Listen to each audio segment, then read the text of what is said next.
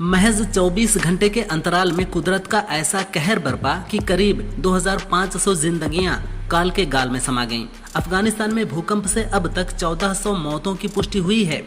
करीब 5000 लोग घायल और बेघरों की तो गिनती ही नहीं है।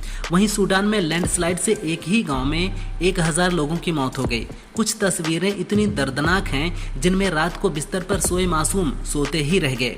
मलबे ने उनकी सांसें रोक दी। लखनऊ में सपा की महिला कार्यकर्ताओं ने बीजेपी विधायक केतकी सिंह के घर का घेराव किया। अखिलेश यादव पर की गई टिप्पणी के विरोध में टोटियां लेकर प्रदर्शन किया और केतकी सिंह मुर्दाबाद के नारे लगाए। हंगामा बढ़ने पर महिला पुलिस मौके पर पहुंची। सपा कार्यकर्ताओं की पुलिस से नोकझोंक हुई। केतकी ने अखिलेश पर टिप्पणी करते हुए कहा था कि पहले टोटियां वापस करें फिर सवाल करें। पीएम मोदी और उनकी मां को गाली देने के मामले पर तेजस्वी यादव ने पलटवार किया है। उन्होंने एक कार्यक्रम में कहा कि पीएम को गाली देने वाला बीजेपी या जेडीयू से जुड़ा रहा है। जिसने गाली दी है उस पर कार्रवाई होनी चाहिए। मैंने पीएम मोदी को गाली नहीं दी। जिस मंच से गाली दी गई वहां ना मैं गया और ना ही राहुल गांधी गए। उत्तर कोरिया के तानाशाह किम जोंग उन की बीजिंग यात्रा की एक तस्वीर सामने आई है। दरअसल इस तस्वीर में किम की 12 साल की बेटी और संभावित उत्तराधिकारी किम जू ए नजर आई हैं, जो दुनिया भर में चर्चा बटोर रही है। ऐसा इसलिए भी क्योंकि पहली बार किम किसी विदेश दौरे पर बेटी को लेकर गए थे।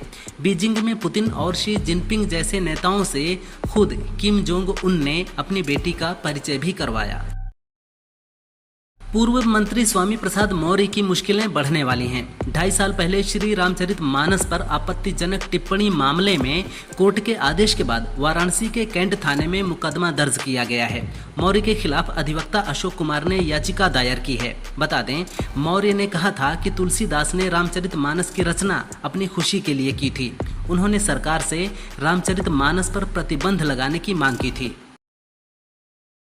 सपा मुखिया अखिलेश यादव ने बीजेपी पर हमला बोला है। उन्होंने कहा कि बीजेपी ने जनता से किए गए वादों को पूरा नहीं किया। बीजेपी सरकार ने संविधान को कमजोर किया, जनता पर अन्याय किया और महंगाई, बेरोजगारी व भ्रष्टाचार को बढ़ावा दिया है। उन्होंने दावा किया कि 2027 में बीजेपी को कोई नहीं बचा पाएगा। सपा सत्ता में आकर किसानों, युवाओं और समाज के हर वर्ग के लिए न्याय, सम्मान और विकास सुनिश्चित करेगी। यूपी के कन्नौज के सपा नेता और पूर्व जिला कोषाध्यक्ष कैश खान को पुलिस ने गिरफ्तार कर लिया है। उसके गिरफ्तारी का वीडियो वायरल हो रहा है, जिसमें कैश खान टांड में गद्दा लपेटकर छिपा हुआ था। बता दें, जुलाई में कोर्ट ने उस पर गुंडा एक्ट की कार्रवाई करते हुए 6 महीने के लिए जिला बदर किया था। पुलिस को सूचना मिली थी कि कैश खान अपने भाई के घर छिपा हुआ है। जिला बदर आदेश का उल्लंघन करने के लिए उसे गिरफ्तार किया गया है। विक्ट्री डे परेड में चीन ने अपनी सैन्य ताकत दिखाई। इसमें खास थी DF-5C इंटरकॉन्टिनेंटल बैलिस्टिक मिसाइल। इसकी क्षमताएं कहीं ज्यादा खतरनाक हैं। इसकी मारक क्षमता 20,000 किलोमीटर तक मानी जा रही है। इससे एक ही समय में 10 अलग अलग टारगेट्स पर हमला किया जा सकता है। इसमें लगे वॉरहेड्स न्यूक्लियर भी हो सकते हैं। चीन ने इसमें अपना बाइड्यू नेविगेशन सिस्टम लगाया है, जिससे मिसाइल बेहद सटीक निशाना साध सकती है। योगी सरकार ने पीएम मोदी के विकसित भारत @2047 विजन को साकार करने की दिशा में एक बड़ा अभियान समर्थ यूपी विकसित यूपी @2047 की शुरुआत की है।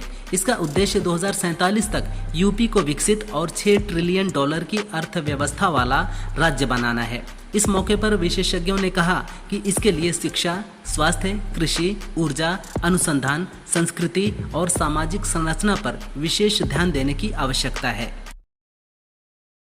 पीएम मोदी पर अपमानजनक टिप्पणी पर महाराष्ट्र के डिप्टी सीएम एकनाथ शिंदे ने कहा, हमारे देश की संस्कृति कहती है कि मां का आदर और सम्मान करना चाहिए। राहुल गांधी और विपक्ष के अन्य नेताओं ने पीएम मोदी पर कई बार आरोप लगाए हैं। विपक्ष के लोग प्रधानमंत्री पर विदेश जाकर भी आरोप लगाते हैं। इन्होंने भारतीय सेना पर भी कई बार आरोप लगाए हैं। मैं इसकी निंदा करता हूं।